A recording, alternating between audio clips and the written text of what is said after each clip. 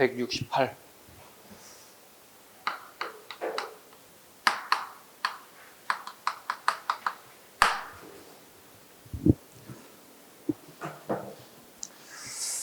역사서부터 가죠. 이거 했던 거 나와 있죠. 보겠습니다. 고구려 이문집 신집. 원래 100여 권 정도로 구성되어 있어서 5개로 이렇게 줄였죠. 영양왕 때 7세기죠. 가장 늦습니다. 백제, 고흥의 서기, 근축왕 가장 빠릅니다. 신라, 거칠부 국사, 진흥왕 때 중간이죠. 이건 기본이에요. 그죠? 역사서에 대한 얘기. 나라가 안정되고 부왕했을 때 쓰인다는 사실 기억하시면 됩니다. 4세기, 6세기, 7세기. 백제, 신라, 그다음에 고구려 순. 그다음 책 제목, 저자 다 알아두셔야 됩니다. 계속 읽으셔야 됩니다. 기술학 갑니다. 천문학, 고구려 고부백과의 별자리 정도, 신라, 선등강대, 첨성대, 관측대가 있었다. 뭐 이 정도 다 아실 것 같고요. 성등왕 누각전이 있었다는 것. 목판 인쇄본 한 30년 전에 나오고 그대로 나와준 적이 없습니다. 현존 최고 목판 인쇄본 무구정광 대다란의경. 뭐가 나왔을까요? 불국사 석가탑이에요. 석가탑인지 다보탑인지를 물어봤습니다. 여기에요. 이게 시험에 말장난 하나 나온 적이 있어요. 수학. 석가탑, 다보탑, 불국사 당시 수학이 응용됐음을 알 수 있다. 그 다음에 금속기술, 니은본, 별표 한 3개 해야 되겠죠. 칠지도와 금등대학로, 백제의 우수한 기술을 엿볼 수 있다 정도까지. 그 다음에 통일신라의 상원사전과 성덕대왕 신종 등은 이미 공부했던 내용이기 때문에 복습 차원으로 보시면 됩니다. 국학 설립, 국립대학의 줄임말이죠. 네, 국립대학의 줄임말이다.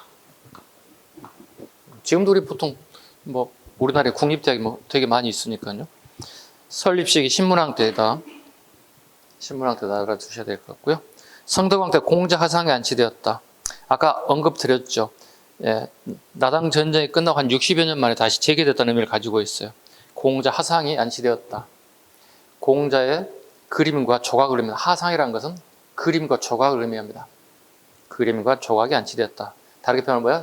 신라와 당나라가 국교가 재개됐음을 의미한다. 경덕왕 때 국학이 태학감으로 개칭되었다.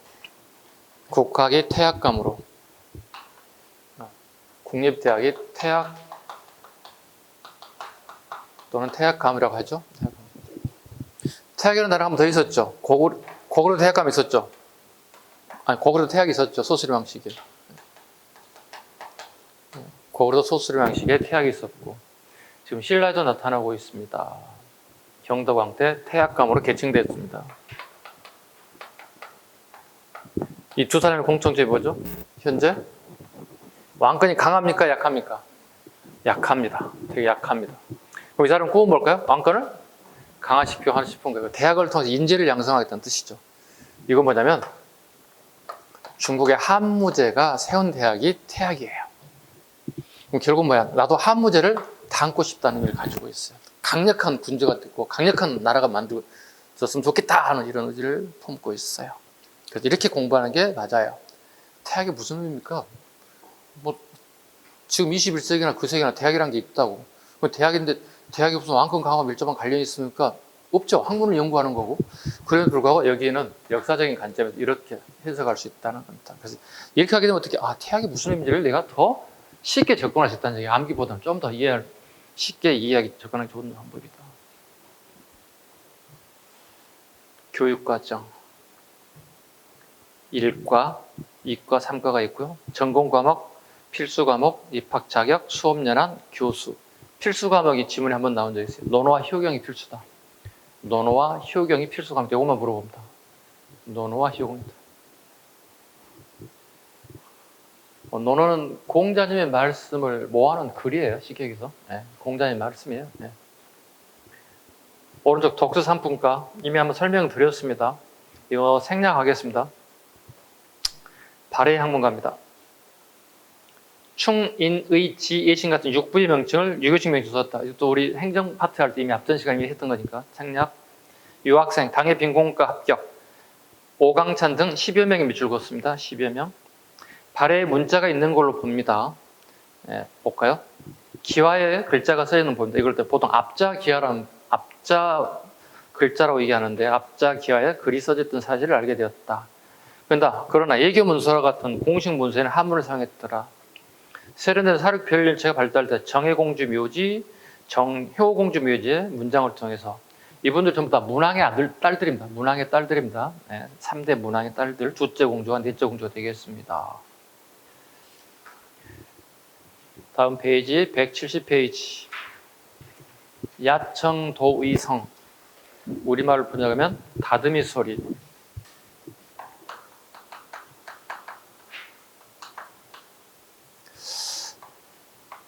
아직까지 기출된 적은 없다.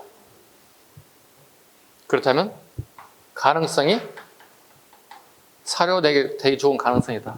발해가 웬만한 거 나올 만큼 다 나왔다. 왕의 업적이 나왔고, 그 다음에 벽화도 나왔고, 웬만한 거 다 나왔단 말이죠. 나올 때가 됐습니다. 그래서 가능성이 높다 보니 선생님도 마찬가지로 계속 모의고사 출제빈들을 계속 높이고 있습니다. 그래서 모의고사를 통해서 끊임없이 보시고 이것도 보셔야 됩니다. 야청 도의성 다듬이 소리. 양태사라는 사람이 발해 사람인데 일본의 예교관으로 참여하게 돼요. 일본 황제가 죽어요. 일본의 천황이 죽자 일종의 조문단으로 갔다가, 그러니까 지금처럼 비행기 타고 오늘 갔다가 오후에 오시는 지역이 아니잖아요. 일본이라는 지역이. 배를 타고 가는데 벌써 한 달 정도 갔다가 또 그 일을 보고 또 오는데도 한 달 걸리고 이럴 거거든요. 되게 그 당시 예국으로 바닷길을 걷는 예교 행위는 되게 어려운 길 중에 하나였겠죠. 난코스죠. 거기 가서 일본에 겪었던 얘기 글로 남겼습니다. 이거 던져주고 무조건 답은 뭐가 돼야 돼? 발에 대한 내용을 선택지로 고르라고 무조건 얘기할 거야. 네, 선택지 무조건 발의 내용. 다음 시와 관련된 나라에 대한 설명을 옳은 것 또는 옳지 않은 거예요. 그럼 양태사라는 사람이 무장 출신 예교관이에요. 양태사라는 사람은 무장 출신 예교관입니다. 군인이라는 뜻이죠. 네, 무장 출신 예교관이었다. 일본에 가가지고 느낀 것을 글로 남겼다. 같이 읽어볼까요? 제가 한번 읽겠습니다. 설이 하늘 달 밝은데 은하수는 빛나고요. 이국 땅 머무는 나그네 고향 생각 깊어집니다. 긴긴 밤 홀로 앉아 시름 이기지 못하는데 호련히 들리는 이웃 안악의 다듬이 소리. 다듬이는 우리 민족만이 가지고 있는 빨래판이거든요. 물기 빼는 거거든요. 요즘 치면 그 세탁기에 탈수 다 해버리잖아요. 일체로 여기는 없었던 시기에 때려서 탈수했다는 거죠. 바람결 따라서 끊일 듯 이어지며 별들이 기울도록 잠시도 멎지 않네. 고국을 떠나러 저 소리 못 들었는데 먼 이역 땅에서 그 소리를 다시 듣네. 그대 든 방망이는 무거운가 가벼운가. 푸른 다듬이돌 고른가 거칠은가. 약한 체질 온통 구슬땀에 젖으리. 옷 같은 두 팔도 힘이 붙여 지쳤으리. 꼭 기억하실 것. 선생님이 봤을 때 내년에는 가능성이 있다. 발에 대한 출제 가능성이 있다면 분명히 이 시를 하나 인용할 것이다. 그 다음에 예술 발달 171페이지 갑니다.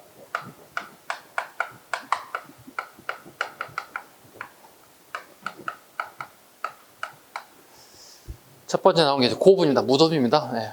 옛날 무덤이라는 뜻이죠. 옛날 무덤들 한번 보겠습니다. 초기 무덤. 무덤의 주인의 생활을 표현했다. 고구려입니다. 고구려 거 먼저 합니다. 고구려의 초기 무덤의 생활들을 표현했다. 되게 잘 살고 잘 먹고 사는 모습들, 그런 모습을 그대로 표현했다. 대표적인 게 돌무지 무덤. 한자로 적석총. 돌을 쌓았다. 쌓을 적자입니다. 돌을 쌓았다. 돌을 쌓은 무덤이다. 그 대표적인 게 제일 하단부에 장군총과 태양릉이다. 제 밑에 그림 봐주시죠. 장군총, 태양릉. 근데 중간에 구멍이 뻥 뚫린 게 있지 않나요? 까맣게 표시되어 있는 게 있지 않나요? 그림도 보시면 여기가 관을 입관하는 장소예요. 보통 우리 사고로 본다면 시신은 땅 지하로 들어가는 게 정상이야. 우리 생각으로는. 그렇지. 근데 지금 현재 여기 중간에 뻥 들어가, 여기에 시신을 넣는 함이 들어가 있어. 거기에 무덤 좀 틀리죠? 단점이 뭘 같아요? 땅 지하에 시신을 안치하는 게 아니라 중간 부분에다 시신을 안치했잖아요. 단점이 뭘 같아요? 단점. 누군가는 왕실급 해당 무덤에 뭔가 보물을 놔놓지 않을까 궁금해하고 그거 어떻게 하면 털 수 있을까 이 생각한단 말이야. 도굴꾼들은 도굴이 쉽다 선 도굴이 용이하다 선호세요. 네, 도굴이 용이하다 도굴이 용이하다. 그렇죠? 뭐 하나 금반지를 하나 또 장신구를 하나 빼다 팔면은 돈 될 수 있다 생각하기 때문에 도굴이 용이하기 때문에 부장품이 X라고 해요. 부장품이 없어요. 하나도 없어요. 뼈가루도 하나 없고요. 부장품이 아예 없어요. 그 다음에 오른쪽에 태양능 보시죠. 태양능은 광개토대왕능이죠. 네, 광개토대왕을 태양이라고도 부르는 태양이라고 하는데 태양능은 이런 구조를 가지고 있는데 이게 무너져 버렸어요. 복원을 해놨는데 가끔 옛날 TV를 보다 보면 이 촬영하면 유튜브 같은 데 보면 나오는데 관광객들이 그 무덤 위로 이렇게 밟고 다녀요. 걸어서 올라가는 거예요. 이렇게 올라가는 경사진들이 올라가는 거야. 관광객들이. 여러분 할아버지 무덤 받고 올라가 다니나요? 훗날 여러분 돌아가신 조상님 무덤 받고 다니지 않잖아요. 뭐 살아있는 분이나 돌아가신 분이나 여러분 할아버지 아버지 꼬맹이 때 모르니까 아빠 막 이렇게 밟고 다닐 수도 있겠지. 근데 성이 되고 나면 아빠를 막 이렇게 밟고 다닐 수는 없잖아요, 여러분들. 그죠? A가 아니잖아요. 요건 좀 이런 부분은 뭐냐면 관리가 안 된다는 거야. 중국 애들이. 관리가 잘 안 되는 중에 하나입니다. 선생님 집에 장군총이 이렇게 있는데 갔다 온 그 기념 굿즈가 하나 있는데 보여드렸으면 좋았을 텐데 그거 생각 못해서 가져올 걸 보여드릴 걸. 냉장고에 붙어 있어요. 병따개예요. 근데 병따개 너무 멋있었어요.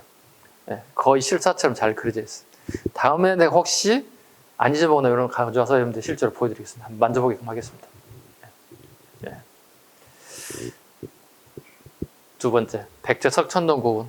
계단식 돌무지돔에 영향을 주었다. 고구려의 무덤이 백제까지 왔다. 그 대표적인 게 서울 강남에 있는 송파구 석천동에 있는 고분이 고구려 고분이다. 결과적으로 이거 뭐야? 고구려의 건국세력과 백제의 건국세력 유사성이라는 뜻이면 돼요. 써놓으세요. 옆에다가. 백제 석천동 고분 옆에다가 고구려와 백제 지배계층의 유사성이다. 고구려와 백제 지배층의 유사성. 왜냐하면 무덤의 구조가 같잖아요. 유사성이라는 얘기는 뭐죠? 이게 어느 나라 거란 얘기죠? 얘들이 주로 어디서 내려온 애들이에요? 고구려 백제 건국자들이 어디서 내려온 애들이에요? 부여족이에요, 쉽게 얘기해서. 그래서 떠나세요. 부여족의 일족이라는 거예요. 유사성이라는 얘기, 부여족의 일족이라는 얘기예요. 다르게 표현하면 또 뭐죠? 부여에 해당된 북방에서 세웠던 나라들의 공통적인 게 돌을 왕창 많이 쓴다는 거예요. 엄청 많이 쓴다는 거예요. 중국 한정부라는 돌 써요, 안 써요, 여러분들? 우리 보통 무덤이 있잖아요. 그냥 관 넣고 흙 덮어 끝이에요, 그게. 간단해요. 근데 북방 민족들은 거의 대부분 엄청나게 많은 돌을 사용하더라는 거예요. 두 번째 후기 갑니다. 점차 추상화돼요. 사진도 같은 상징적인 그림을 변하기도 합니다. 추상함이 조금 되겠죠. 추상화. 그러니까 전기에는 주로 생활상의 모습이죠. 집에서 손님을 접대하는 모습, 뭐 차를 마시는 것, 그 다음에 고기를 막 걸어놓는 그림들, 뭐 이런 것들이 보이는 반면에 후기 가면 사신도 같은 청룡백호, 주작, 현모 같은 이런 추상적인 그림들이 막 나타나더라는 거예요. 굴식 도굴항 대표적인 거 보겠습니다. 후기의 대표적인 무덤, 굴식 도굴항 무덤. 강서대묘의 쌍용총과 무용총, 각정총, 삼실총 벽화가 있으며 강서대묘, 쌍용총, 무용총, 각저총, 삼실총 벽화가 존재합니다. 자, 그림을 실제로 보고 해야 될 것 같습니다. 172쪽 쌍용총 봐보시죠. 쌍용총이란 총은 무덤을 뜻하고요. 쌍용은 기둥이 두 개라는 뜻입니다. 무덤이 기둥이 두 개라는 규모가 커졌다는 의미를 가지고 있어요. 그런데 그 무덤이 무덤 안에 있는 기둥이 잘 봐보세요.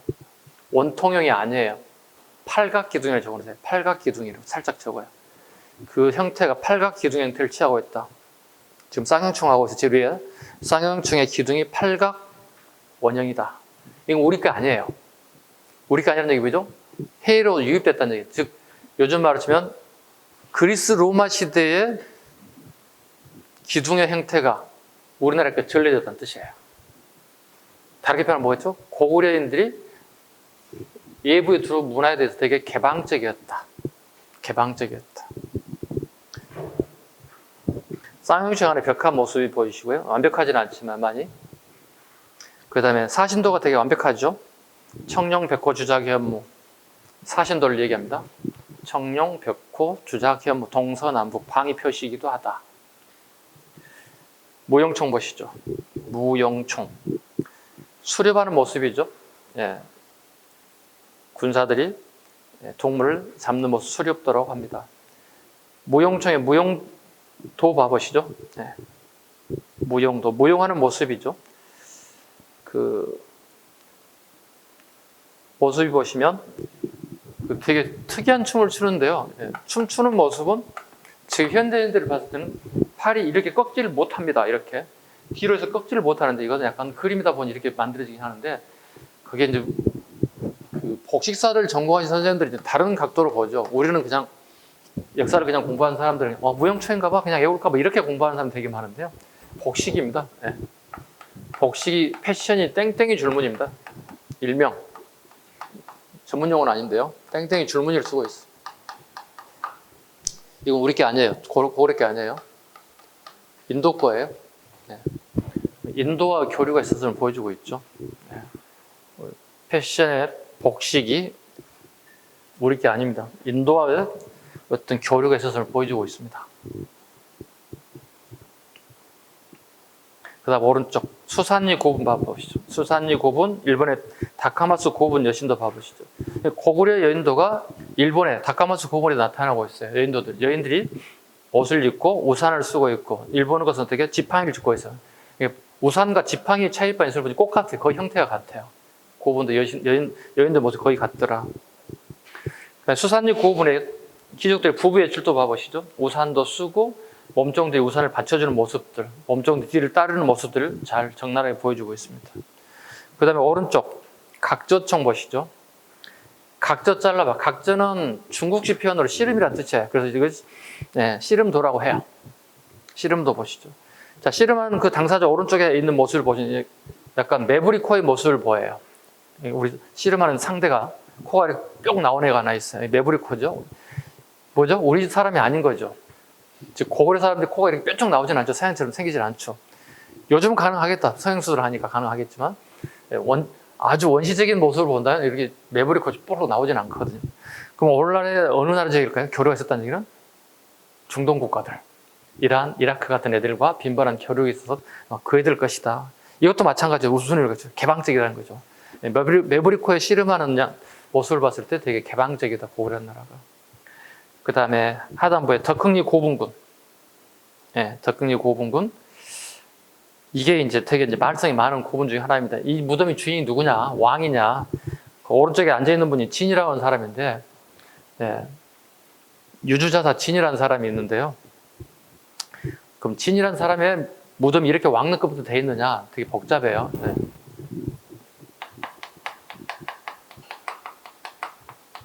이건 큰 의미 없어요. 미술사에서는 되게 중요한 의미를 가지고 있는데 역사에서는 이게 유주자사가 되게 중요해요. 자사는 지방간을 얘기하는 거고요. 요즘 치면 도지사급이에요. 유주가 그러면 어디에 있는 얘기야? 유주가 어디 있어 우리나라에? 주니까 되게 큰 도시지. 우리 인천을 인주라고 했듯이 주는 되게 큰 도시란 말이에요. 그 당시에 우리 전라도, 충청도, 뭐 강원도 그 뒤에 다 주자가 들어가잖아요. 큰 도시란 말이에요. 근데 우리나라는 유주가 없어요. 안 보이는 거예요. 역사에서 찾아봤어요. 어디 있었어요? 어디 있었어요? 베이징 근처에 있었어요. 일정 부분 동안, 상당 기간 동안 우리 영토가 오늘날 중국의 북경 근처까지 관리가 지방간이 파견돼서 통치했던 모습을 보여주는 거예요. 이게 우리 얘기하는 지명을 통해서 역사를 찾아가는 공부법 중에 하나예요. 이해 가셨죠? 네, 이런 방법 중에 하나이다. 오른쪽에 모주림 구조 보시죠. 네. 굴식 소방 무덤에 이제 천정 마무리를 어떻게 할 것인가. 봐봐요. 끝부분을 조금씩 줄여오는 방법에 이걸 모주림 구조라고 불러요. 고구려의 대표적인 굴식 소방 무덤의 특징 중에 하나이다. 기억하셔야 됩니다. 자, 174쪽 한번 봐보시죠. 고분을 전체를 다 정리해놨습니다. 이걸 여러분이 끊임없이 보셔야 됩니다. 끊임없이. 고구려 초기, 중기, 후기 봐봐. 초기 돌무지 무덤, 장군총, 벽화 없어요. 중기, 후기 굴직돌무지 무덤, 대표적인 강서대묘, 쌍용총, 벽화 있어요. 강서대묘는 청룡백호 주작 현무니까 도교의 영향을 볼 수 있다고 얘기했죠. 쌍용총은 서역의 영향이죠. 왜 서역의 영향으로 쓰는 거죠? 쌍용총은? 기둥이 팔각이니까, 우리가 아니니까. 그래서 서역의 영향을 받았다. 그리스 로마의 건축 기법이 서역을 통해서, 이란이나 이라크를 통해서 우리나라에 왔을 것이다. 백제시대 갑니다. 한성, 돌무지 무덤, 석천동 고분. 고구려 초기 무덤과 유사하다. 그죠? 고구려 초기 무덤과 유사하다. 돌무지 무덤. 돌무지 무덤 앞에서 살짝 적어. 계단식. 네, 살짝 적어. 여백에다. 계단식 돌무지 무덤. 계단식 돌무지 무덤이. 네. 고구려의 무덤과 유사하더라. 그 다음에 이제 굴식 돌랑 무덤이죠. 굴식 돌랑 무덤은 고구려의 대표적인 무덤인데요. 송산 1호분부터 5번까지 굴식 돌랑 무덤에 벽화가 없습니다. 특징은 궁릉식 천장이에요. 궁룡식. 한자로 궁룡식. 요즘 약간 영업비슷한 말로 하면 아치형. 아치는 아시죠? 이렇게 그린 거. 아치형 천장 모습 그리고 있더라. 그 다음에 웅진의 벽돌 무덤은 별표 5개. 별표 5개. 무조건 나온다고 보셔야 돼요. 단독이든 지문이든 나온다고 보셔야 돼요. 대표적인 무덤, 무령왕릉. 벽화 없습니다. 없어요, 몇 줄. 중국 남조의 양날의 영향입니다. 남조의 양날의 영향이다. 남조에서도 양날의 영향이다. 송산 6호분 벽돌 무덤인데요. 여기는 벽화가 있어요. 벽돌 무덤은 벽화가 있다 없다 단정 지을 수 없다는 거야. 있을 수도 있고 없을 수도 있다는 거야. 대표적인 벽화가 사신도, 청룡백호 주작 현무. 1월도 해와 달입니다. 해와 달을 그렸다. 하늘이 천정에다 해와 달을 그렸다. 사비시기, 오늘 부여죠. 부여에는 뭐가 있느냐? 구울식 돌방 무덤. 능산리 고분 벽화 있습니다. 규모는 작으나 세련됐습니다. 규모는 작다 했던 거라면 그게 함정한 파서 규모가 작으면 동그라미 쳐. 규모가 크며 이렇게 되었단 말이야. 규모가 작지만 되게 세련되어 있다. 구울식 돌방 무덤. 하나 더 기억할 거. 함정 많이 파는 것 중 하나가 수업 시간에 되겠지만 공주의 송산리고 부여의 능산리야.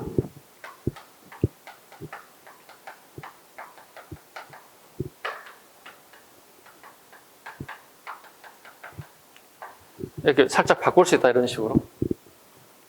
도시 이름과 동네 이름을 살짝 바꿀 수 있단 말이야. 공주의 송산리, 부의 능산리 구분하라고. 신라 돌무지 덧널 무덤. 돌무지 덧널 무덤. 밑에 옆에다가 신라 고유 무덤. 신라 고유 무덤. 근데 돌을 많이 사용하는 것은 원래 신라 게 아니라 북방민족 거예요. 북방 시베리아에 유래돼도 썼는데 북방 시베리아 무덤과 유사하다 적어놔요.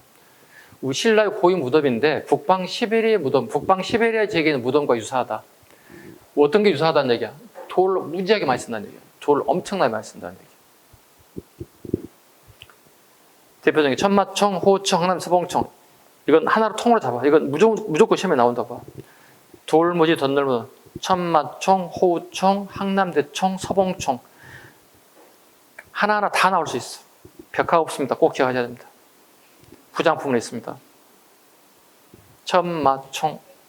말이 그려진 안장입니다. 기억하셔야 된다. 말이 그려진 안장, 말 안장입니다. 천마총은요. 벽화가 아니라는 뜻이죠. 호우총. 호우총. 강기수대행 비문이 세계적인 그릇이 술잔이 발견된 거야. 항남대총.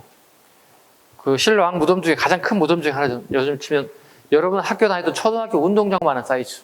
무덤의 차이가, 무덤의 사이즈가. 항남대총. 서봉총. 서봉총은 우리 일제강점기에 스웨덴 왕자 구스타프 왕자가 일본에 신혼여행을 왔다가 우리나라 경주 지역에 무덤이 하나 발굴된다는 소식을 신문을 통해서 들었고 그 정보를 알고 총독부에 양헬구하고 같이 참여하게 됐어. 구스타프 왕자가 하죠. 지가 뭔데? 지네 나라 역사, 고고학을 공부한 친구였어요. 그러니까 관심이 있죠. 동양에 어떤 왕릉 그 무덤 도대체 뭐가 나올까 궁금하겠지. 참여했는데 봉황이 그려진 왕관이 발견됐어. 그래서 스웨덴 왕자를 갖다가 한자로 쓰기 어려운 거야. 그래서 봉황 발견자 서봉총 이렇게 하는 거야. 적어놓으세요. 스웨덴 왕자 구스타프가 참여했다. 스웨덴 왕자 구스타프가 일제강점기 신혼여행에 왔다가 참여하게 되었다.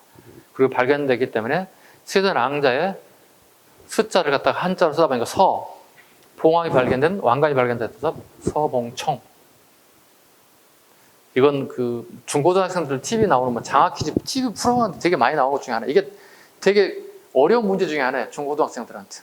근데 공무원 시험장도 어려워해. 근데 여러분은 잡아야 돼. 만점 가야 되기 때문에 잡아야 된다. 통일 직전 굴식도알랑 무덤. 그러니까 삼국의 가장 공통적인 무덤이 고구려 양식이었던 굴식도알랑 무덤인데 그게 어숙묘예요. 어숙 자르시면 돼. 고구려 장수 이름입니다. 어숙이라는 사람이 죽었는데 거기에 묻혔는데 벽화가 보이더라. 통일신라 굴식도알랑 무덤 김유신 묘 원성왕릉. 원성왕릉을 계능이라고 불러요. 계능이라고 불러요. 그 동네 이름이 계능리예요. 또 계능리. 성덕대왕릉 벽화는 존재하지 않지만 특징 12지신상 자축, 임묘, 진사, 오미, 신유, 수레 동물의 상체 얼굴 모습과 하체는 사람 모습을 만들어서 무덤 주변을 둘러싼 호위상으로 만들어놨다. 호위하는 병사로 무사로 만들어놨더라. 그 다음에 하장법 문무대왕릉 하장했다는 얘기죠. 시신을 태워서 뼈 일부만 골라서 수능이죠. 수장했죠. 수장. 문무대왕릉은 수장이죠. 바다에다 묻었죠. 내가 죽어서도 어떻게 바다의 영이 돼서 애구를 물리치겠노라. 이걸 본다면 이렇게 해석할 수 있죠. 아니 통일이 완성된 문무왕 시기에도 애구들의 침입 빈번했음을 알 수 있다는 거예요. 문무왕을 만들었다. 호국적이다. 불교향이다. 발해가죠.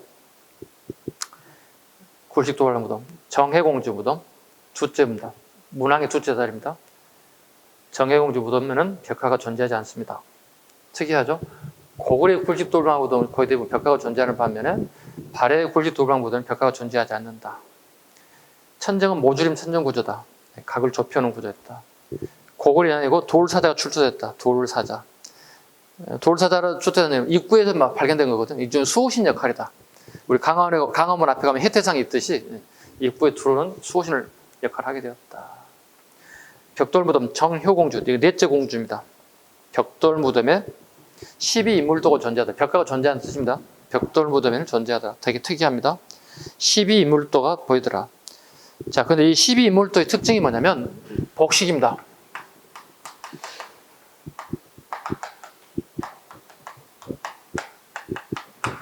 당나라의 복식 체계를 가지고 있다. 발해 또는 고구려의 복식 구조가 아니라 다르게 표현하면 이 정혜공주가 문왕의 넷째 딸이거든요. 그 문왕의 예교 정체를 우리 애우라고 그랬죠. 예교 정체 뭐라고 그랬어요? 예, 초조구친이라고 불렀어요. 초반에는 적대관계이고 후반에 친교관계야. 그러니까 후반에 친교관계를 맺다 보니 당나라의 복식도 자연스럽게 여기 들어왔다는 거예요. 오케이? 12물도. 특징, 당의 영향, 뭐가? 복식사가. 도교의 영향도 보이고 천정은 평행고인구조. 평행고인구조는 돌과 벽돌을 같이 사용해야 돼요. 평행고인구조가 3년 전 7급 기출문제입니다. 평행고인구조. 천정이 평행고인구조를 취하고 있더라. 돌과 벽돌을 합치어서 쓰더라. 돌은 고구려 양식이고 벽돌은 당나라 양식이더라.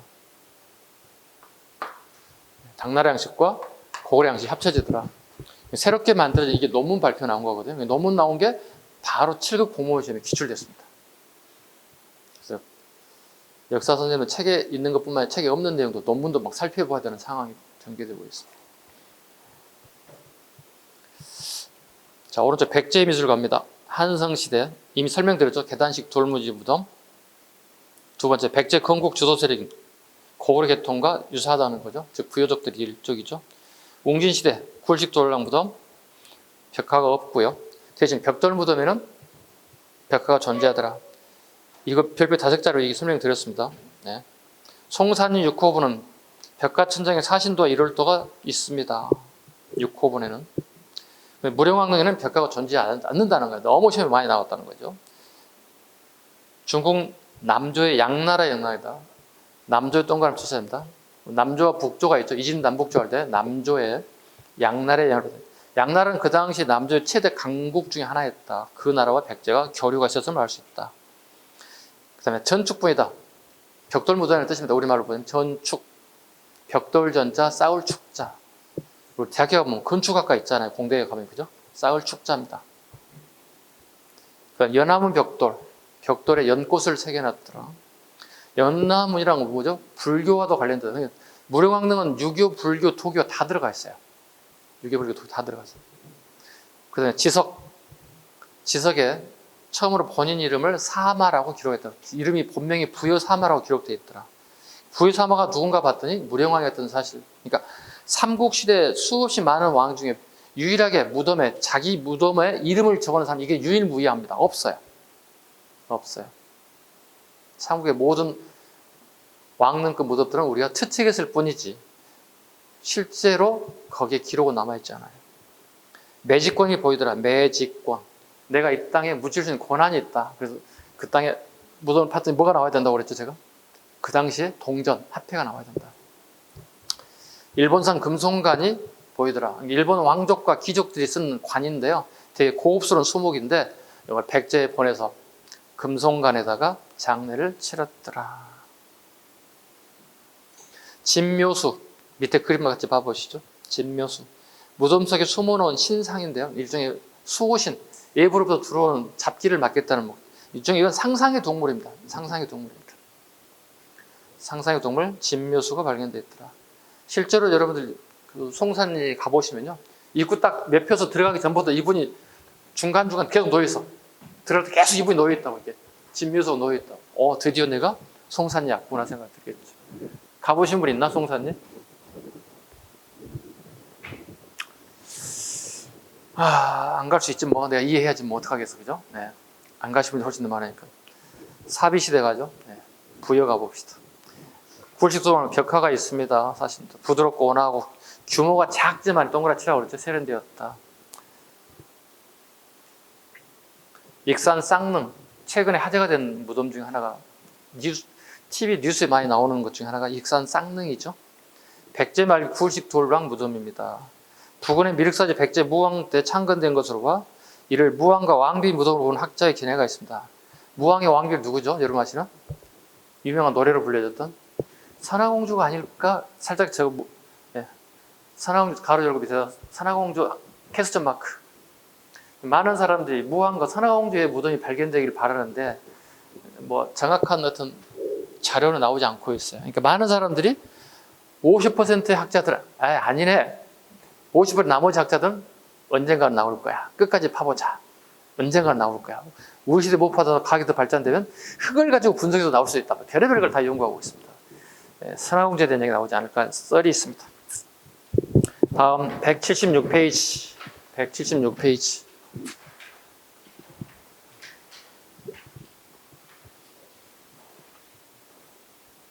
이 부분이 시험에 되게 많이 나오는 거 아시죠?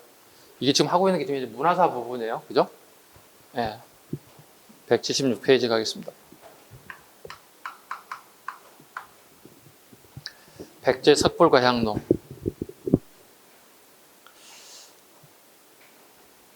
서산의 마의 삼존불. 태안의 마의 삼존불. 마의 미줄고 마의불 밑줄곳이라고.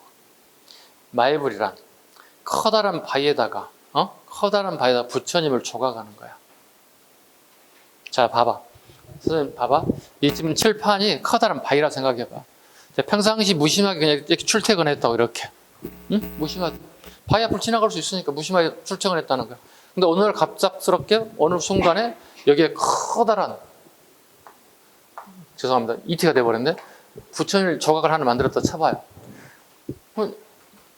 여느 날 거의 비슷하게 지나가는 거예요. 계속 한 일주일 다. 그런데 일주일 뒤에 갑자기 이게 내 눈에 들어오기 시작했다? 부처님 조각상이, 뭐지?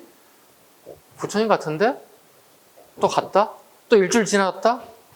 왠지 찜찜하지? 내가 혼자 지나가 왠지 찜찜하지? 여기요, 저 갔다 올게요. 기도 좀 해줘요. 이런 식이야. 시크하게 왔다 갔다 해서. 근데 나중에 어떻게 이게 점점 이제 스며들기 시작하는 거야. 아씨, 이거 인사하고 가더니 되게 잘 풀리네, 일이? 이런 생각이 들기 시작한다는 거야. 이제부터 손까지 오기 시작하는 거야. 아유, 잘 부탁합니다. 불교는 잘 모르지만 이런 식이 된다는 거야. 이런 무슨 의미를 가지고 있을까요? 마예불의 의미가 무슨 의미를 가지고 있을까요? 불교의 대중화예요. 누구나 절간을, 즉 절을 가지 않더라도 내 인근 근처에 지척에 부처님이 있다면 언제든지 불교 부처님과 내가 가까이 갈 수 있다는 일종의 대중화의 목적을 띠고 있다. 서산의 마이산전부를 갑니다. 백제지방 문화의 소박성, 부드러운 자태, 온화한 미소, 자비와 포용 등이 보이더라. 태안의 마이산전불, 바위를 파서 감실 모양을 이루고 부조된 불상으로 중국식 석굴의 해벽에 새겨진 불상들과 닮아 보이며 중국 문화의 해상과 교리의 흔적 등을 엿볼 수 있습니다. 태안은 되게 바닷가를 끼고 있기 때문에 중국의 많은 영향을 받았을 것이다 이렇게 보고 있다는 거예요. 금동대향로, 이덕왕의 아버지 성왕을 기리기 위해서 제자가였고 신선사상이 반영되었습니다. 즉 불교, 도교 같이 다 보이는 거죠. 백제 금동대향로는 불교와 도교가 같이 보이는 모습 보이더라. 우리 백제의 가장 최고 위대한 문화적 소산 작품 중에 하나이다. 백제 창학명 석조사리감 2번과 3번을 묶어야 돼. 같은 시기니까요. 백제 창학명 석조사리감. 사리를 보관함. 사리는 봐봐. 불자다리. 그러니까 스님들이 죽고 난 다음에 하장을 한단 말이야. 하장을 하고 난 다음에 사리가 나와. 뼈 관절마디, 무릎 관절, 여기 관절에서 수행이 되게 높으신 분들은 이런 조그마한 구슬 같은 사리가 나와. 우리 초등학교 때 구슬찌개 해봤잖아. 그지?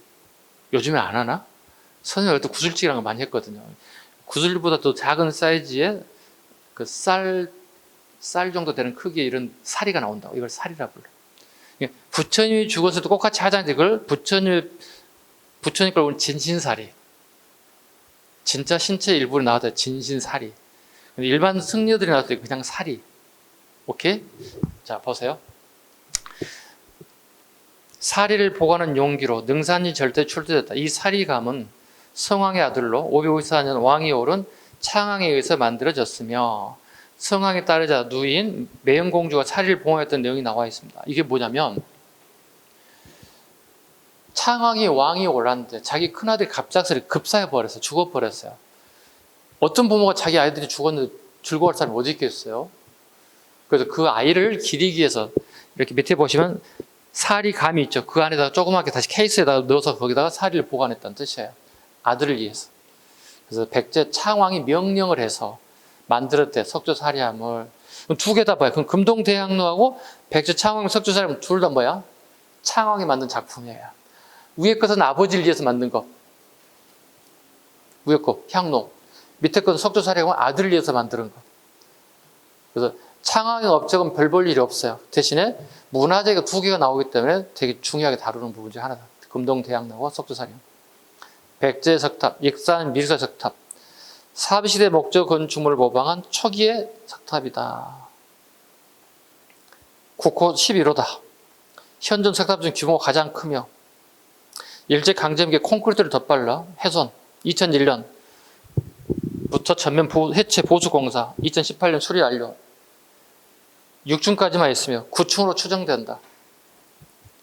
근데 어느 원형 사진이 없어요. 사진 일제강점기에도 이미 이 상태였다는 거야. 일제강점기였던 분은 카메라 찍어서 하나라도 남았을 거라는 얘기. 근데 없어요. 그러니까 우리가 없는 걸 상상을 해가지고 9층까지 만들 수는 없다는 거예요. 그러니까 6층까지만 복원했다는 거예요. 목탑이 석탑으로 이행되는 구조로 백제 무왕 때 건립된 것을 본다는 거예요. 무왕 때 건립된 것을 추측한다. 부의 정림사지 5층 석탑. 이거 그 경찰 간부 보시면 기출문제이기 때문에 한 5년 됐겠다 벌써 이거. 목조탑 석탑이 전형적인 양식으로 백제를 좁혀며 제1탑신에 사면에 당나라 장군 소종방이 백제를 평정으로 새겼다는 기공문이 있어서 속칭 평제탑이라고 불리기도 했다. 이게 부의 정림사 5층 석탑이다. 오른쪽 그림 가보시죠. 이게 부의 정림사 5층 석탑입니다. 보이시죠? 기억할 건 제일 밑에 시작되는 부분이 있어요.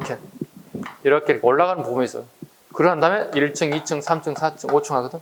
이걸 또 우리는 보통 기단부라 불러. 기단부는 층으로 카운트하지 않아요. 오케이? 층으로 카운트하지 않습니다. 기단부는 층으로 카운트하지 않습니다. 신라의 미술, 통일전, 마립간 시기, 돌무지 무덤, 대표적인 게 서봉총, 천마총, 호우총. 이건 빈출이야. 이 네 개는 무조건 빈출이야. 이 박스에 다 공부했던 건 다 중복되고 있어. 벽화가 존재하지 않아요. 대신에 깨목걸이, 부장품이 존재하더라. 그다음에 어승묘도 있었다. 대표적인 분은 천마총, 항남대총. 페이지 넘겨갑니다. 178페이지. 자, 무덤 끝났고요. 건축물 가보겠습니다. 항룡사 구축목탑. 항룡사 자르야 되겠죠? 항룡사. 항룡사는 진흥왕 때 만들어졌고요.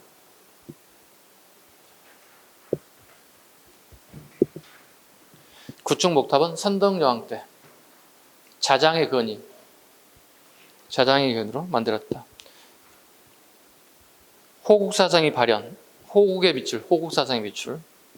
정복대상으로 일본, 당, 5월, 탐나 쭉쭉쭉 등이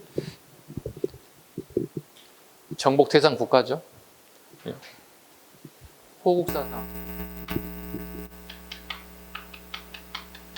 나라 국자 지켜, 나라를 지키는 사상이라는 뜻이죠. 정복에서 우리나라를 신라를 지키자고 하는 사상. 아쉽지만 몽골 침입 때 소실되었다. 신라 땅인 경주에 가면 항룡사 구축 목탑이 있어서는 존재하지 않죠. 소실됐으니까. 그러니까 나무를 이용해서 구축을 탑을 세운다는 쉬운 게 아니야. 철근 콘크리트 무너진 세상이죠, 요즘에. 그죠?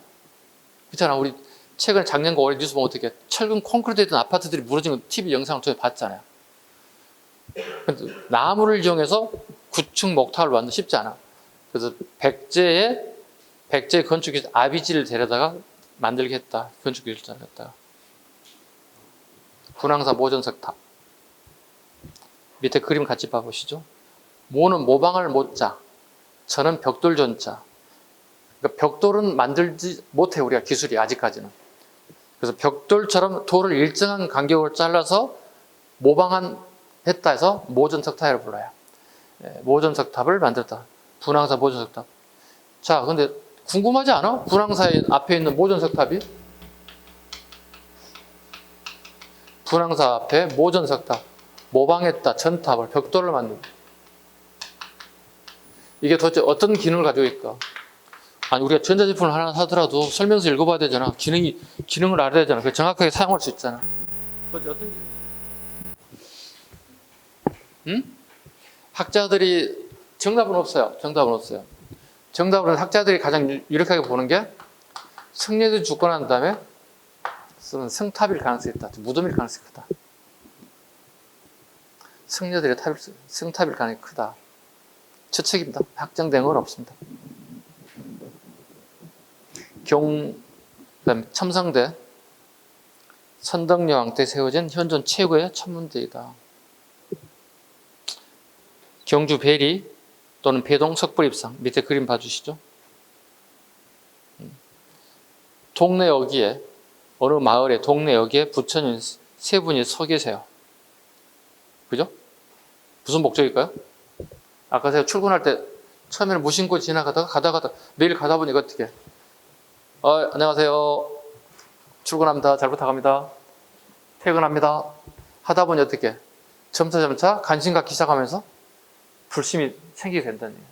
목적? 대중화. 아니, 그렇잖아. 산속 깊은 절까지 가서 부처님을 보는 것보다 마을 어귀에 있으면 매일 볼 수 있잖아. 부처님을 내 가까이 접근할 수 있는 방법 중에 하나이지. 통일신라 미술 하단부 갑니다. 특징, 조형미술이 발전되었다.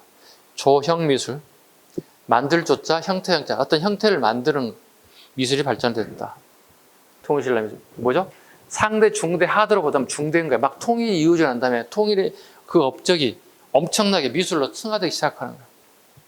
조형미술이 발달되었다. 교정일까요? 선정일까요? 교정입니다. 교정의 특징이 뭐예요? 조형미술이 발달하면 어떤 형태를 만드는 미술이 되게 발달됩니다. 선정은 아니죠. 선정은 내 마음에 있으면 되는 거지. 굳이 형태를 만들 필요 없는 거지. 그래서 교정 특징 중에 하나가 조형미술이 발달된다. 기족주 미술이 발달하였다. 그 대표적인 게 임해전. 오른쪽 바로 그 위에 그림 봐보죠. 임해전입니다. 그 위에는 건물이 임해전입니다.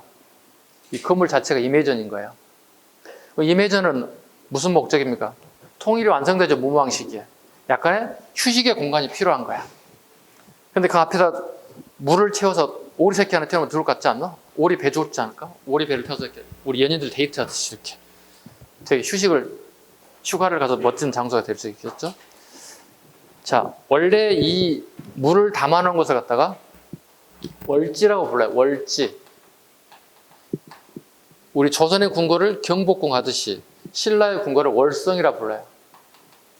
달을 사랑한 민족에 달자가 많이 들어가 있어. 월성이라는. 월성 동쪽에 연못지자, 연못을 하나 만들었대요. 왕이 무무왕이 휴식 공간으로 만들었대요. 우리 공원 가면 물 채우는 거 되게 좋아하시잖아요. 별거 아닌데도 공원에 물이 가득 차 있고 거기에 연잎 하나 딱 연꽃 같은 거 튀어나오면 되게 폼나잖아요. 그래서 돌면서 힐링하고 오잖아요. 그런 목적이었던 것 같아요. 월지를 하나 연못을 만들었대요. 근데 신라가 망하고, 신라 천년이 망하고, 고려 500년이 망하고, 조선 초기에, 한 1000년쯤 지나간 다음에 가서 봤더니, 기러기의 오리들이 논이는 모습이에요. 그래서 이걸 안압지라고 불렀대요. 조선시대 사람이 명칭한 거야.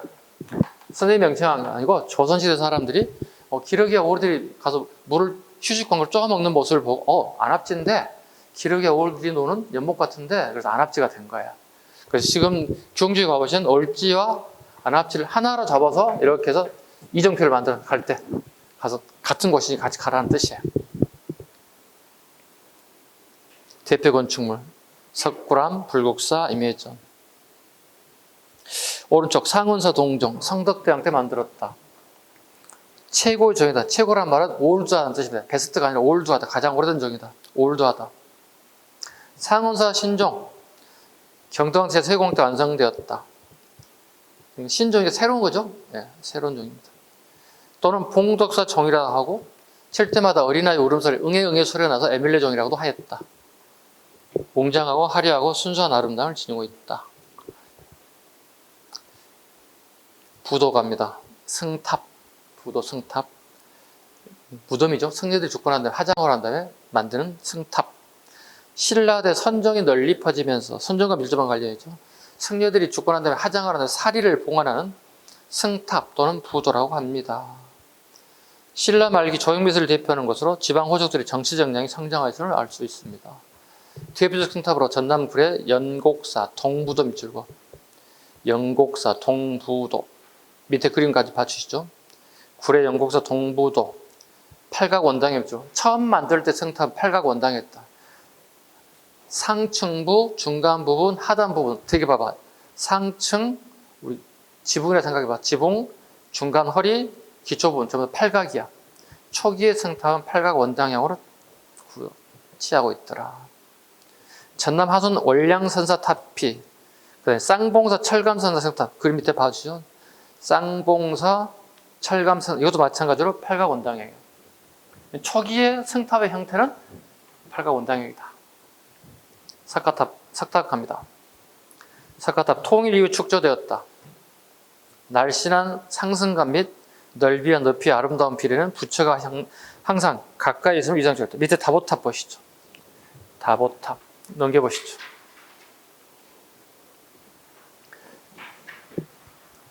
한국에서는 경도광 때 김대성이 불국사를 세웠고 전례가 없는 특이한 모습으로 이 시대의 건축성과 예술입니다. 불국사 가보셨겠죠? 불국사 위에 계단 올라가게 되면 새롭게 건물들이 있어요. 거기에 석가탑과 다보탑이 서로 마주보고 있어. 이걸 우리는 쌍탑이라고 불러요. 쌍탑이라고. 석가탑과 다보탑이 불국사 위에 올라가시면 서로 마주보고 있어요. 이걸 쌍탑이라고 불러요. 이유를 설명드렸죠. 신라인들의 꿈이 뭐죠? 삼국을 통일하는 거죠. 그러니까 꿈과 현실이 하나가 됐다. 마주보고 있는 거야. 그러니까 꿈과 현실이 하나 됐다. 꿈과 현실이 하나가 되었다. 그래서 통일되고 난 이후에 절들에는 거의 대부분 90% 이상이 다 쌍탑이에요. 다 쌍탑. 통일 이후에, 통일 전은 아니야. 통일 이후에 절의 앞에 세워진 탑들은 대부분 쌍탑이다. 꿈과 현실이 하나가 됐다. 삼국통일이잖아요, 꿈이. 그게 하나가 됐다. 꿈과 이상이 하나가 됐다. 이런 뜻을 가지고 있어요. 그래서 여러분 나중에 경주를 갔을 때 절에 가는데 탑이 쌍탑이야. 서로 마주보고 있어. 머릿속에 뭐가 떠올라요? 아, 통일 이후에 만든 거네. 가장 기본적인 상식이잖아요, 이렇게. 그러면 문화재를 보는 또는 공부하는 느낌이 다르지. 내가 아무 생각 없이 보는 거가 내가 머리에 알고 보는 거하고 전혀 다른 거니까. 여러분과 제가 같이 문화재를 보러 갔는데 이미 선생님 알고 있고 의미를 알고 있고 여러분 아무 생각 없이 그냥 지나갈 수 있다는 얘기지. 그래서 뭐 큰 수업은 아니지만 이 조그만 수업을 통해서 조금이라도 지식적인 걸 가지고 왔다면 가끔 이런 얘기도 해요, 제가. 일반 행정지 선생님 준비합니다. 제가 문화재를 관련된 일을 할 수 있을까요? 시군구청에 가면 문화재과가 있어요. 문화과가 있다고요. 다 담당한다고요. 여러분이 살고 있는 도시에 오래된 고건축물, 절에 필요할까요? 절 이번 폭우로 무너진 게 되게 많잖아요. 보조 유수 비용 여러분이 다 집행해 줘야 돼요, 여러분들이. 사진 찍어다가 어디 어떻게 고장 났는지 어디 허물어졌는지 전부 다 비용 신청해서 전부 다 보수비 지불해서 다 해야 한다고. 이걸 여러분이 다 해야 된다고. 근데 가가지고 이게 무언지 언제 만들어진 건지 무언지도 모르고 가서 할 수는 없잖아요. 그래서 혹시 몰라 여러분들이. 문화재 쪽으로 담당할 수도 있다고. 알 수 없어. 돌고 도는 거니까. 발령 내준으로 나가야 되는 거니까. 그래서 뭐 이런 책도 버리지 않고 놔두는 것도 괜찮습니다. 놔두는 것도 괜찮습니다. 공부할 때 또 필요하겠죠. 그 다음에 석탑, 다보탑 됐죠? 페이지 넘기시고요. 가문사지 3층 석탑 180페이지입니다. 경북 양북면 수호제 문무왕과 신문왕 때 완공되었다. 동서로 두 개가 있는 쌍탑이다. 쌍탑이 주가 되겠죠. 가문사는 없어요. 가문사 터만 있고 가문사 사라졌고 쌍탑만 두 개만 남아있어요. 쌍탑이니까 무슨 의미를 가지고 있죠 아까? 꿈과 현실이 하나 됐다. 통일 이후에 대부분 절에는 쌍탑을 구조 가지고 있더라. 양양 진전사지 별표. 가문사지 지, 진전사지 지, 지자는 터지자예요. 터지. 옛날에 절터가 있던 자리란 뜻이에요. 절은 없어졌다는 뜻이에요. 진전사지 3층 석탑. 3층에 다 동그라미. 3층은 거의 대부분 통일 이후에 만들어져요. 삼국이 하나가 됐다. 고구려백 신라가 다 하나가 됐다. 3층에 다 이렇게 만들어요. 3층 나 무조건 통일 이후로 보시면 돼. 오케이? 통일 이후로 보시라고. 진전사는 선정 때문에 되게 중요하다. 선정을 소개한 도의선사가 창건하였다. 신라대 석탑으로 기단과 탑신이 부조로 부조의 동그라미 쳐. 부조. 동그라미 치고 밑에 적어. 양각 조각이다. 음각 양각의 양각으로 조각이다. 밖으로 돌출되겠다는 거야. 우리 초등학교 시절에 그 미술 시간에 조각을 해본 적 있죠. 네, 밖으로 돌출하게 만드는 게 더 어렵죠. 밑에를 파야 되는 거니까. 조각을. 음각은 쉽죠. 그리고자 하는 거 그려버리면 되는 거니까. 그러니까 이 부조 양식은 무조건 선종이라고 보시라고. 진전사의 3층 석탑의 부조 양식이라고.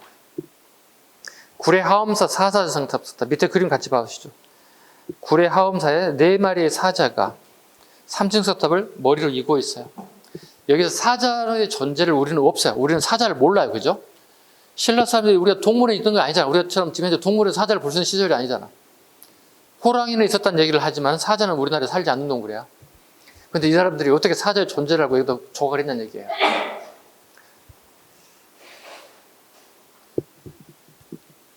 불교에서 사자는 호위무사격이에요. 예. 부처님을 지키는 호위무사 형식으로 표현한 게 사자예요. 그 불경 책을 보고 사자의 존재를 알게 됐고, 그래서 사자를 여기서 조각하게 됐다 보시면 돼요. 구례 하엄사 사사지 3층 석탑, 불국사 다보탑과 더불어 이형 석탑. 형태가 다른 두 가지라는 뜻이에요. 이형 석탑으로 쌍벽을 이룬 석탑입니다. 선생님이 구례 하엄사를 다녀왔거든요. 한 2번 갔는데 되게 보고 싶은 게 많았어요. 왜냐하면 이게 신라 것도 보이고요, 통일신라 것도 보이고요, 고려 것도 보여요. 그러니까 시대별로 시대의 어떤 그 문화적 요소 다 가미됐던 게 하엄사였던 거예요. 선생님한테는 되게 좋은 공부거리 중에 하나였습니다. 네. 혹시 여러분들이 나중에 하엄사를 딱 들어가서 막 문화재를 찾지 말고 제일 먼저 가서 느낀 점을 보는 게 뭐냐면, 딱 입구에 딱 올라갔다 이렇게 가장 중심 사찰이 대웅전이잖아. 부처님을 안치하는 거니까. 대웅전 지붕 끝부분하고 이게 대웅전이란 말이야. 여기 부처님을 안치한다고. 근데 저 멀리에 뒤에 산이 있다고. 이 산과 대웅전의 끝부분이 이렇게 일치하게 만들어졌어요. 사람 절에 딱 입구에 딱 들어가잖아요. 그러면 높이 산이 있고 밑에 조그맣게 절이 하나 있는 구조를 취하게 되는데, 대부분이 이 절은 특이하게도 산 끝부분하고 이 부분이 정확하게 일치하게 만들었다. 그러니까 되게 이악감을 느끼지 않는 거야. 되게 자연과 조화로운 모습을 보인다는 거야. 그게 가장 멋진 경치였어요. 선생님 느끼는 거. 나중에 혹시 갈 기회가 있다면 제일 먼저 훅 들어가가지고 문화재부터 막 보려고 하지 말고, 선생님 말했던 게 예전에 수업 시간에 한번 배운 적이 있는데, 되게 내가 마음에 부담이 없지. 왜냐면 산이 웅장하면 어떻게, 나는 조그만 사람이 불과하게 되게 조그맣게 붙여진단 말이야. 이렇게 움츠러든단 말이야. 근데 거의 일직선을 만들면 편안한데? 이런 생각이 들거든요. 느낌이 달라지거든요. 나중에 혹시 이제 여러분이 뭐 힐링하기 위해서 시험 끝나고 난 다음에 가본다면, 혹시 이런 데를 가게 된다면, 내가 아는 만큼 보일 거니까. 그잖아. 문화재는 내가 아는 만큼 보여. 아무 생각 없이 가면 아무것도 모르는 거예요. 그냥 시간만 때우고 오는 거예요. 다시 갑니다. 구례 하엄사 됐고요. 그다음에 양양 현일동 3층 석탑 있다는 것 정도. 오른쪽 무덤이 나와 있네요. 굴식 돌망 무덤, 김유신묘, 성덕대 왕릉, 원성왕릉 등 호석 12진상이 있었다. 그 다음에 불교식 화장, 문모대양릉이 있었다 정도. 이 정도까지는 돼요. 밑에 그림 같이 봐주시고. 발해의 미술. 고구려를 많이 영향을 받겠다. 그 양가를 이번에만 별표를 하겠습니다. 별표 한 5개. 발해에 고구려 문화가 뭐가 미치는 버전이에요. 온돌장치, 불교미술 양식, 굴식 돌망구도, 정해공주 무덤, 모주림 천정구조, 연꽃무늬 기와, 발해 성터, 평지성과 산성의 혼합 형태를 취하고 있다. 당의 문화를 수용한 게 뭐가 있느냐. 다음 페이지.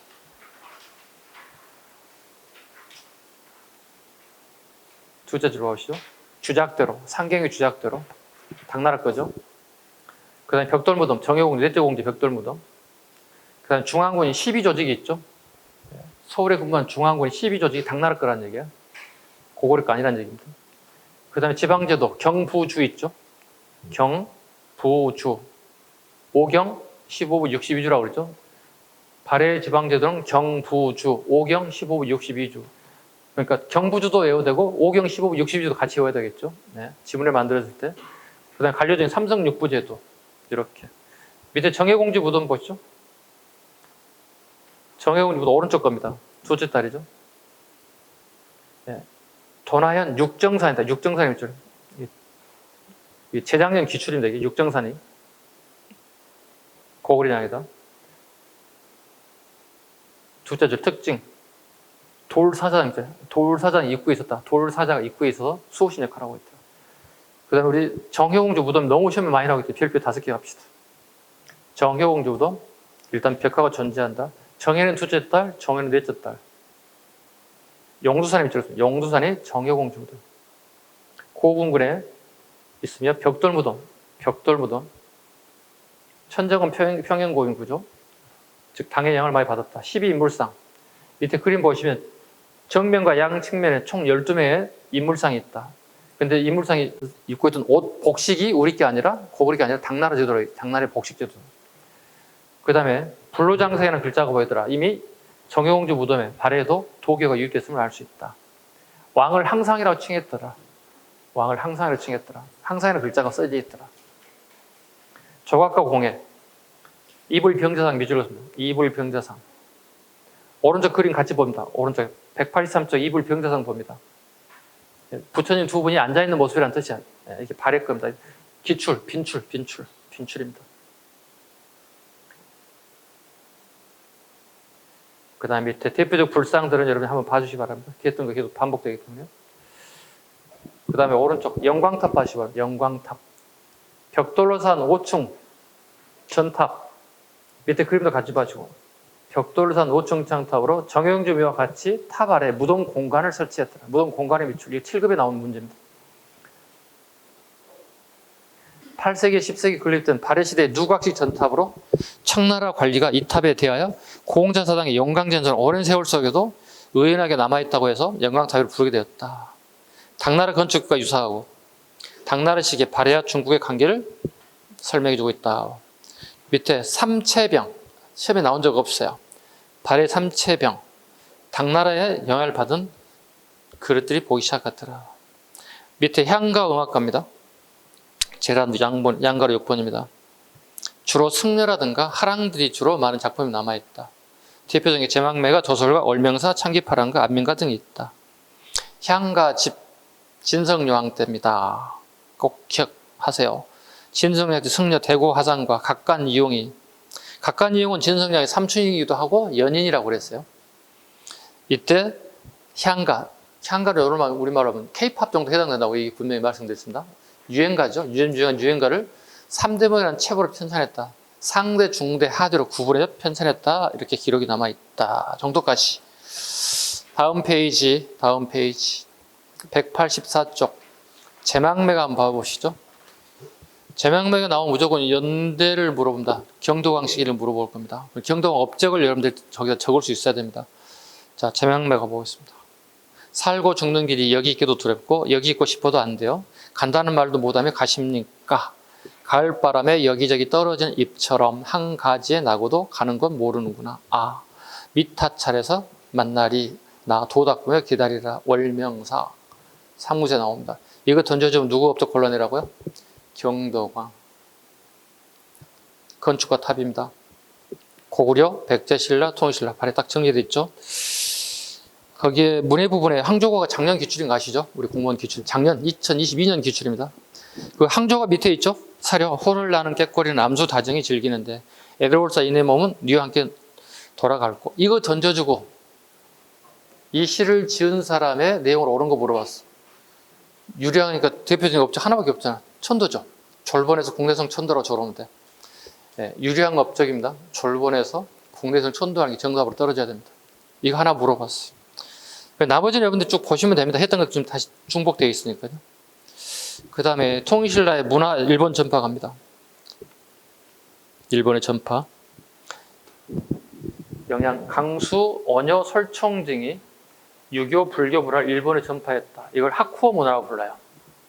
그러니까 삼국시대 문화는 뭐야? 삼국시대 문화가 일본을 건너가 뭐라 부르고 아스카 지역 건너가니까 이걸 아스카 문화라고 부르고 통일신라 시대 문화가 하쿠오 지역을 건너기 때문에 하쿠오 문화. 지역이야. 아스카와 하쿠오는 일본의 어떤 특정 지역을 얘기하는 지역명이야. 하쿠오 지역으로 건너갔다. 그러니까 언요, 강수, 설총, 그 다음에 유교 이런 문화들이 일본의 하쿠오 지역으로 건너갔다. 그 다음에 3번은 약간 심도 있는 시마도 부분이 해당되는데요. 심상의 밑줄로 심상은 하엄교리를 일본 승려에게 전했다. 하엄정을 일으키는데 일본 되게 영향을 주었다. 이게 기출문제예요. 결과적으로 무슨 얘기가 되냐면 일본애들이 4세기, 3세기에 우리나라의 어느 특정 지역을 갖다가 섬진강 일부분을 갖다가 식민지로 삼았다. 이런 얘기 계속 주장했거든요. 근데 하엄정이 들어가야만이 왕권이 전제하가 돼요. 그럼 7세기 넘어가야만 일본의 하엄정이 전파됐다는 얘기가 되는 거잖아요. 근데 그냥 비행기 타고 오는 시절이 아니잖아요. 배에다가 몇백 명씩, 몇천 명씩 싣고 올 수 있냐? 얘 배도 못 만드는 애들이에요. 이해 가셨나요? 그러니까, 아니, 병사 한 10명 와가지고 신라 땅 빼앗을 수 없잖아요. 일정 지역을 갖다가.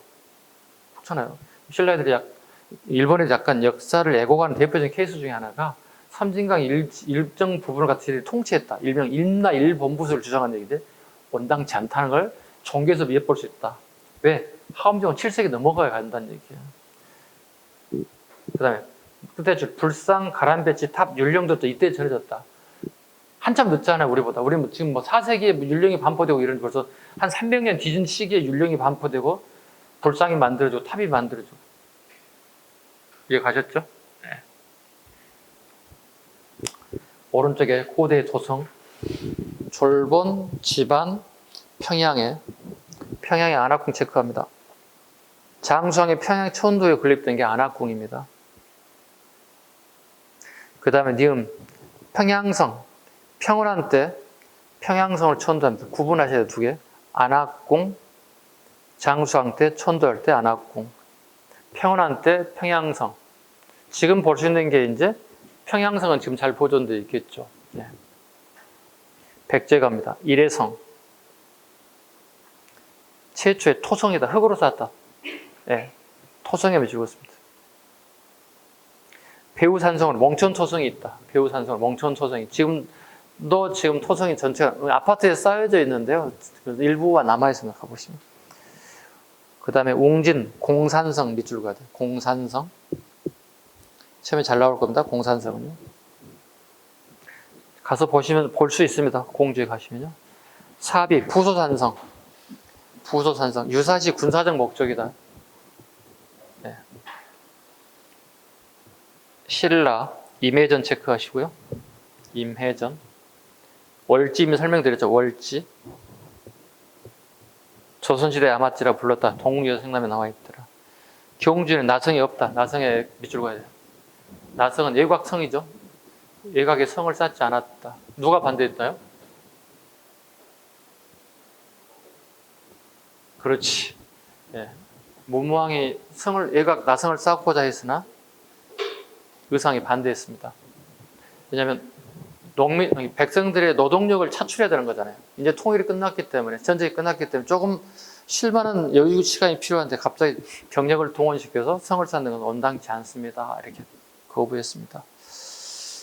그 다음에 우리나라 일본에 전폐된 문화, 신석기를 조몽토기, 청동기의 야요이, 농경과 금속기, 가야의 스에키토기, 삼국시대 아스카, 불상, 사원, 아스카제에 전파됐다. 총실 하쿠 문화 불러야.